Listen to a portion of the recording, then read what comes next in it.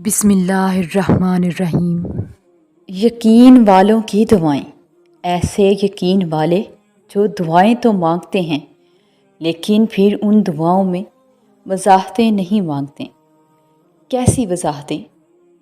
قبولیت کی وضاحتیں۔ وہ نہ تو لوگوں سے اس بات کی وضاحت مانگتے ہیں کہ ان کی دعائیں قبول ہو جائیں گی، اور نہ ہی وہ اللہ سے اس بات کی وضاحت مانگتے ہیں کہ فلاں شخص نے بھی میرے جیسی دعا مانگی تھی، اس کی دعا تو قبول ہو گئی، میری دعا قبول کیوں نہیں ہوئی؟ یقین میں سوال نہیں ہوتا، یقین میں بس فل سٹاپ ہوتا ہے کہ اللہ سے مانگ کر پھر کسی اور سے کیا اللہ سے بھی سوال نہیں کیا جاتا۔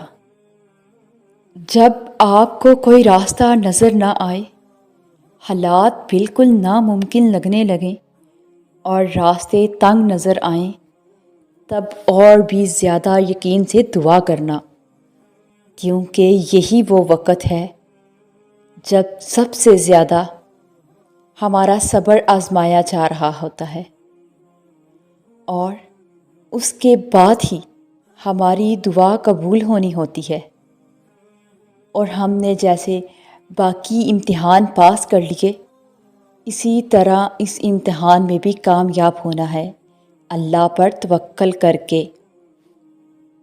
اور دعاؤں میں سارا کھیل تو یقین کا ہے، جیسے اللہ فرماتا ہے، اور زمین میں نشانیاں ہیں یقین کرنے والوں کے لیے، اور خود تمہارے اندر بھی، تو کیا تم نہیں دیکھتے؟ ہم چھپی ہوئی نشانیوں کو تو ڈھونڈتے ہیں اور کھلی نشانیوں کو دیکھتے ہی نہیں۔ آپ روز دن میں کتنی ایسی نشانیاں اگنور کر دیتے ہیں جو آپ کے لیے اللہ کی طرف سے اشارہ بن کر آتی ہیں۔ سب سے پہلی نشانی سورج کا نکلنا ہے، کیسے اللہ ایک لمبے گپ اندھیرے کے بعد روشنی کی تیز کرن کو مشرق سے ابھارتا ہے اور پھر اس ایک خاص جگہ پر رکھ دیتا ہے جو کئی میلوں سے دور اپنی روشنی ہم تک پہنچاتی ہے اور پوری کائنات کو جٹ سے روشن کر دیتی ہے۔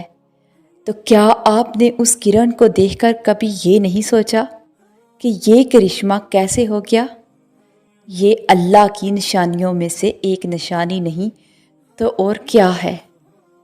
اللہ فرماتا ہے، میری رحمت سے نا امید مت ہونا، یہ چیزیں تمہارے لیے مشکل ہیں، لیکن تمہارے اللہ کے لیے کچھ بھی مشکل نہیں ہے۔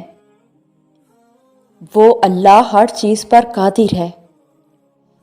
اللہ فرماتا ہے، کن فیکون، ہو جا، تو وہ ہو جاتا ہے۔